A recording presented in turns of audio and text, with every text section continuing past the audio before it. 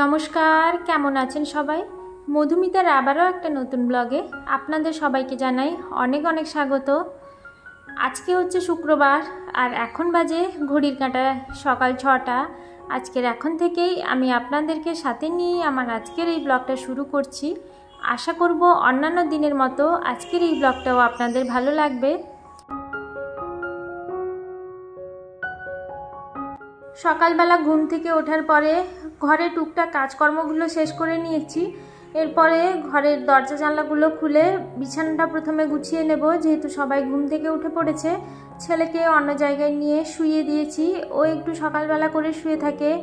আর এখন এই সকাল থেকেই এতটা পরিমাণে গরম পড়েছে, মানে ফ্যান ছাড়া যেন থাকাই যাচ্ছে না। আর ঘরের কাজকর্ম করতে গেলে সমস্ত কাজ তো আর ফ্যান চালিয়ে করা যায় না। তো যে সমস্ত কাজগুলো ফ্যান ছাড়া করতে হয় সেই কাজটা করে ওঠার পর যেন মনে হয় পুরো একেবারে ঘেমে পুরো স্নান করে নিয়ে এরকম একটা অবস্থা আর কি। মানে তারপরেই মনে হয় যে ওই জামা কাপড়ে আর থাকতে ইচ্ছে করে না, সাথে সাথেই জামা কাপড় চেঞ্জ করে নিতে হয়, এতটা পরিমাণে এখন গরম বেড়েছে। তো এদিকে সকালের কাজকর্মগুলো টুকটাক করে গুছিয়ে নিয়ে চলে এসেছি সকালবেলার জন্য জলখাবার বানাতে। শীত, গরম কিংবা বর্ষা, যে পরিস্থিতি হোক না কেন, বাড়ির গৃহিণীদের তো আর কোনো কিছুতেই ছুটি নেই, সমস্ত কাজ পুরো ঘড়ির কাঁটার সাথে সাথে করতে হবে। তো সেই জন্য এই গরমের মধ্যে নিজেকে বাঁচাতে আর ঘরের কাজকর্মগুলো ঠিকঠাক করে করতে ঘড়ির কাঁটা ধরে ধরে যদি কাজকর্মগুলো করা যায় তাহলে কিন্তু বেশ সুবিধা হয়। আর সময় কিন্তু খুবই একটা মূল্যবান জিনিস। সময়ের সাথে সাথে চলতে পারলে যে কোনো কঠিন কাজ হোক সেটাকে কিন্তু খুব সহজেই শেষ করে ফেলা যায়। আর এই গরমের মধ্যে সত্যি কথা বলতে কি, সকালবেলা ঘুম থেকে উঠে যদি কাজকর্মগুলো না শেষ করে ফেলা যায় তাহলে কিন্তু ভীষণ কষ্ট হয়। কারণ দুপুর ওই 11টা-12টার পর থেকে এতটা পরিমাণে রোদ হয় আর এতটা পরিমাণে গরম লাগে, তো ওই সময়ের মধ্যে যেন মনে হয় ফ্যানের তলায় বসে চুপচাপ করে কিছু করতে বা চুপচাপ করে বসে থাকতে ইচ্ছে করে। কারণ শরীর থেকে এতটা পরিমাণে ঘাম বেরিয়ে যায়, শরীর ভীষণই টায়ার্ড লাগে, কিছুই করতে ইচ্ছে করে না। ওই বিকেল 3টে-4টে পর্যন্ত প্রচণ্ড রোদ থাকে আর প্রচণ্ড গরমও লাগে। তো এদিকে দেখুন, আজকে একটু বানাবো সুজির একটা জলখাবার। তো প্রথমে সুজিটাকে আমি একটু লবণ আর দই দিয়ে ভালো করে ওটাকে মাখিয়ে রেখেছি। আর এদিকে একটা পুর বানিয়ে নিয়েছি, আলু আর গাজর, কাঁচা লঙ্কা, তার মধ্যে একটু রেগুলার যে গুঁড়ো মশলা ওগুলো দিয়েছি, দিয়ে এবার ওটাকে ভালো করে তেলের মধ্যে একটু কারি পাতা দিয়ে ভেজে নিয়েছি। আর এদিকে আমি 3টে ছোট ছোট বাটি নিয়েছি, বাটির মধ্যে প্রথমে একটু তেল ঘষে নিয়েছি, তারপরে সুজি যে মাখিয়ে রেখেছিলাম সুজিটা দিয়ে দেব।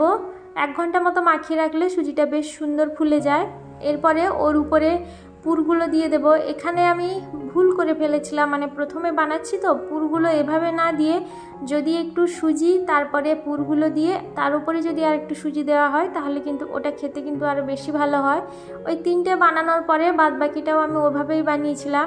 আর এদিকে কড়াইতে জলটা গরম করতে বসিয়ে দিয়েছিলাম, এরকম একটা স্ট্যান্ড দিয়েছি, তার উপরেই বাটিটাকে বসিয়ে দেব।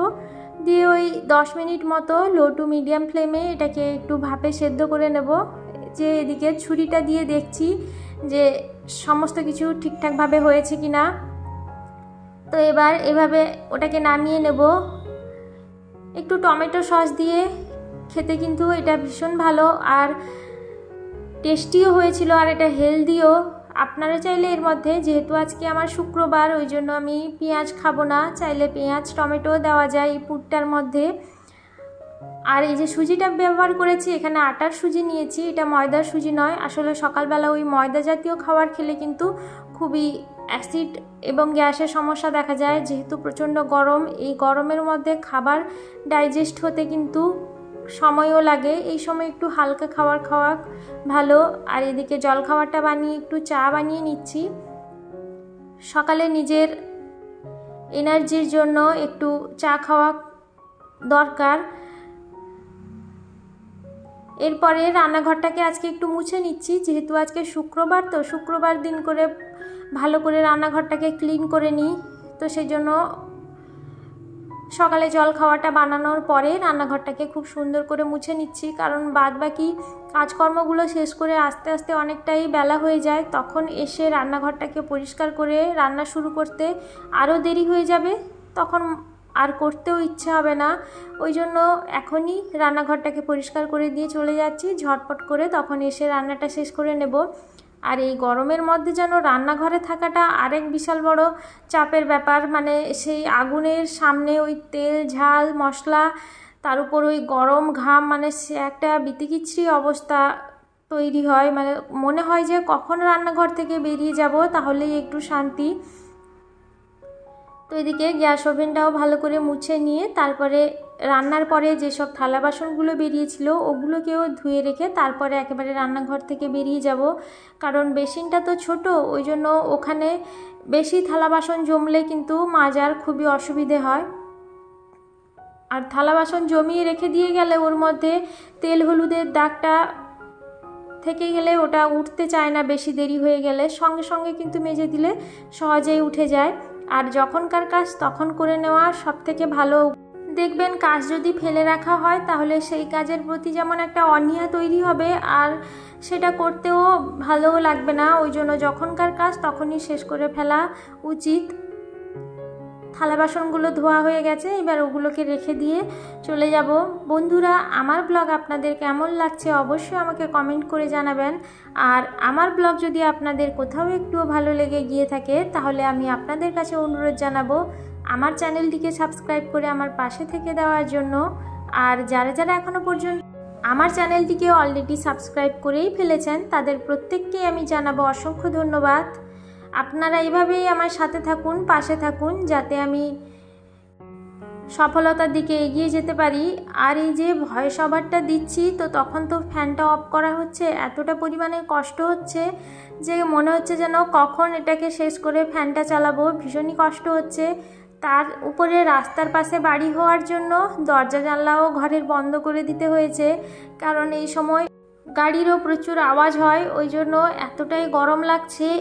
ভিডিও আমার অনেক সময় এডিট হয়ে যায়, এই ভয়েস ওভার দেওয়ার চক্করে আমি প্রত্যেক দিন ভিডিও আপলোড দিতে পারি না। তো সেই জন্য চ্যানেলেরও অনেকটা ক্ষতি হয়ে যাচ্ছে, কিন্তু কিছু করার নেই। এই গরমের মধ্যে সব কিছু এক হাতে সামলানো কিন্তু খুবই চাপের হয়ে যাচ্ছে। তো এদিকে রান্নাঘর থেকে বেরিয়ে এতটা পরিমাণে ঘেমেছিলাম, তো জামা কাপড়টা চেঞ্জ করে নিয়েছি, নিয়ে এবার গাছে জল দিয়ে ঘরটাকে মুছে ঝাড় দিয়ে নেব।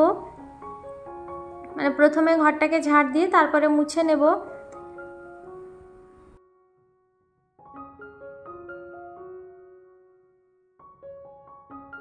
কবে যে বৃষ্টি নামবে, সত্যি এই গরমের ঠেলায় যেন শরীর আর মন কোনো কিছুই কাজে বসাতেও যাচ্ছে না। মানে মনের মতো ঠিক কোনো কিছুই হচ্ছে না, শুধু করতে হবে বাধ্যগত কাজগুলো করা, আর তাছাড়া কিছুই নয়। কারণ বেশি কিছু করতে গেলেই শরীর খারাপ হয়ে যাচ্ছে। সারাদিন যদি কাজ করতে থাকি তাহলে ওই সন্ধেবেলার দিকে কিন্তু খুবই শরীরটা খারাপ লাগে, আর শরীর খারাপ হলে কিন্তু ভীষণই অসুবিধে হয়। কারণ ছেলে তো ছোট, ও আবার আমি ছাড়া কোনো কিছুই বোঝে না। ওই আমি খাওয়াবো, আমি ওকে ঘুম পাড়াবো, আমি জল খাওয়াবো, ওই জন্যই খুবই মানে কষ্ট হয় আর কি। তো এদিকে দেখুন ঘরটা আমার মোছা কমপ্লিট হয়ে গেছে। সকাল সকাল করে উঠে যদি এই সমস্ত কাজকর্মগুলো সেরে ফেলা যায় তাহলে কিন্তু চটজলদি রান্নার কাজটা সেরে ফেললে অনেকটাই হালকা লাগে এই গরমের মধ্যে। সমস্ত পরিস্থিতিতে নিজেকে মানিয়ে নেওয়া মেয়েদের প্রধান ধর্ম, কারণ মেয়েরাই পারে সমস্ত পরিস্থিতিকে সামলে সব জায়গায় নিজেকে মানিয়ে নিতে। তো এদিকে ঘরটোর মুছে স্নান করে ঠাকুরের পুজো দেওয়া হয়ে গেছে। শুক্রবার, আজকে তো নিরামিষ, তো দুপুরের খাবারটাও নিয়ে চলে এসেছি। বন্ধুরা, তাহলে আজকের মতো আমি আমার ব্লগটা এখানেই শেষ করছি। আপনাদের সঙ্গে দেখা হবে আবারও একটা নতুন ব্লগ নিয়ে। ততক্ষণে সবাইকে জানাবো ধন্যবাদ।